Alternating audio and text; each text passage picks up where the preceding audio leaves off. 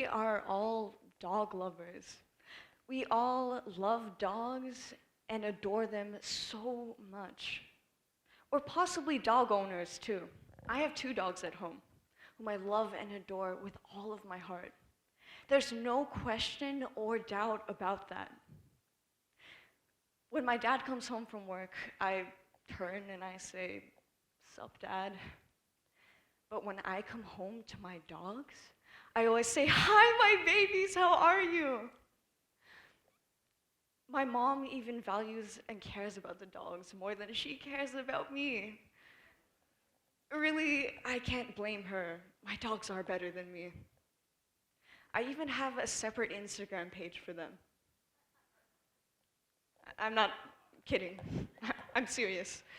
You should follow us on Instagram. We only have 53 followers. Dogs won't betray you, they won't lie to you, and they, most importantly, won't ask you why you wake up in your pajamas at 4 in the afternoon. We all do it, let's admit it. So I should support Stop Yulin, right? I actually don't, but let's step back a bit. What is Stop Yulin, and where did this campaign come from? Every year in Yulin, Guangxi, China, the Lychee and Dog Meat Festival is held to celebrate the summer solstice. Although the practice of eating dog meat in China began over 500 years ago, this festival didn't start up until around 7 years ago in the summer of 2009. But it wasn't until the summer of 2015 when this dog meat festival started to gain worldwide attention and criticism from the media. Millions started to petition against this dog meat festival, and the campaign Stop Yulin Forever by the organization Humane Society International arose in order to raise awareness against this campaign and to get people to just generally rally against it.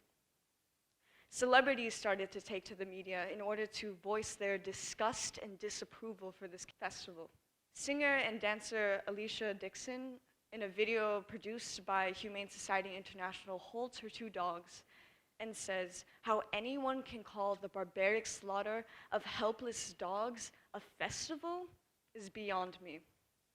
But what about the barbaric slaughter of helpless cows? In the 10 days of the festival, around 10,000 dogs are killed. However, in a report produced by the United States Department of Agriculture in 2013, around 90,000 cows are killed per day in the US alone. Now, let's outline the typical life of a cow. Dairy cows are impregnated at least once a year in order to produce more beef cattle or dairy cattle. They are also impregnated at least once a year in order to produce more milk, usually twice as much of the amount of milk that they normally would. With the help of genetic mutations and hormones, cows can produce so much milk that their udders can touch the floor. It gets unbearably uncomfortable for dairy cows to even live. Now, let's say a dairy cow is impregnated. If she gives birth to a female cow, this female cow will be used as a dairy cow for her entire life up until she dies. If this dairy cow, does give birth to a male cow, it will be used as beef cattle. Within 12 hours of giving birth to a cow, let's say it's a male cow, it'll be taken away from its mother and fed off of artificial milk containing hormones that promote muscle development to the point of obesity. The milk that the mother produces is used and given to humans for human consumption instead. At some point in this beef cattle's life, his testicles and horns will be ripped off forcefully in order to render it docile and prevent it from fighting with other cows. It'll also be pressed with a hot iron for branding purposes.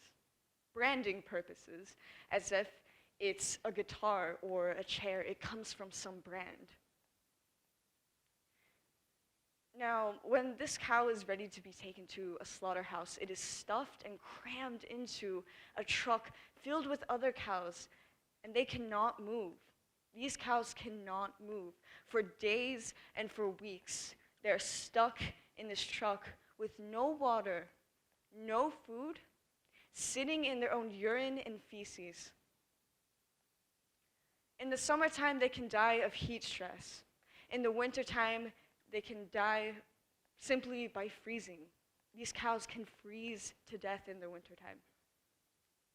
Upon arriving to the slaughterhouse, those cows that are alive, and not many are alive, are taken into a metal box and put onto a conveyor belt. This metal box serves for two purposes. The first one being they're not allowed to see the cows in front of them or what's going to happen to them. And two, to keep them calm. A man later opens the box and he kills them with what is called a captive bolt pistol. And this captive bolt pistol is a device, sort of like a gun, that shoots a metal rod in between its eyes in order to stun the cow or kill it. In theory, this should work. The cow should stop moving, it should stop making noises, it should be dead. However, in theory, most cows can still be heard crying, can still be seen moving, even after they've been stunned in between the eyes with a metal bolt rod.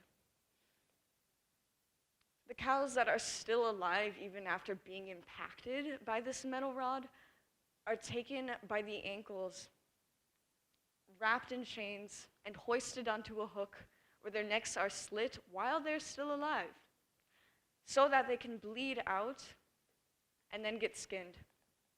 The meat is then inspected by an inspector, and butchers and other customers can buy it. And this is the life of a cow. Other animals, such as chickens, lamb, or even pigs, live in insufferable conditions and face genetic mutations and physical mutilations in order to satisfy human desires, our desires. So why is it then that our commercial practice of barbarically slaughtering cows is acceptable, but the Dog Meat Festival in Yulin isn't?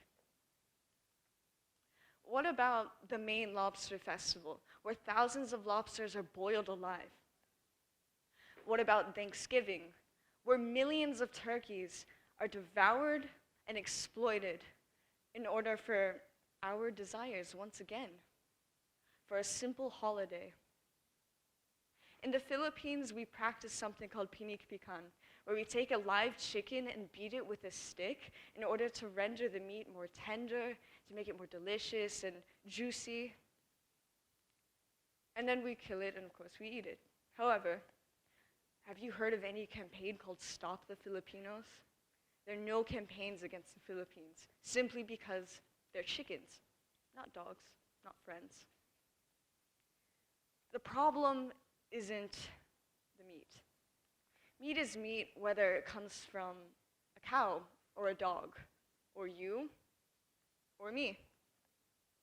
The problem is that we're not okay with the unethical treatment of animals. So the question isn't, how do we stop Yulin? The question is, how do we stop the unethical treatment and exploitation of animals for human consumption? Thank you.